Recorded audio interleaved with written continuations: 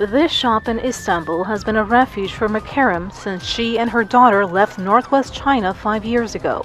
Her husband and 2 other children were left behind in Xinjiang. She hasn't heard from them since. She fears a UN report that condemns China's treatment of Uyghurs and other Muslim minorities will largely go ignored. It's been 5 years of us living here. China has killed our young people and left our children orphaned. The United Nations isn't doing enough. Michelle Bachelet released the report 13 minutes before her term as UN Human Rights Chief ended. It found that Uyghurs and other mostly Muslim groups in detention camps have been subjected to torture, including forced medical treatment and sexual and gender-based violence. This is not a case of Turks or Uyghurs or Muslims or Jews. This is a case of humanity. We're not calling for China to stop just because we're Uyghurs. Any person with a heart and brain must know that this is wrong.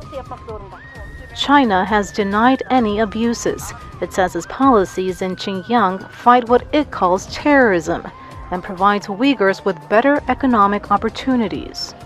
The so-called assessment is orchestrated and produced by the US and some Western forces and is completely illegal and void.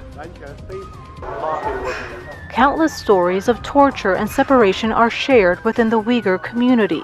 Abdul Salam says he hasn't heard from his brother in 5 years. This report should have come out earlier. This isn't something that can be put on hold. When a group is being destroyed, it's not appropriate for humanity just to watch for a couple of years. The report recommends the Chinese government take steps to release Uyghurs detained in training centers, prisons, or detention facilities. The Uyghur community hopes for the same, but fears their calls will largely be ignored at home and abroad.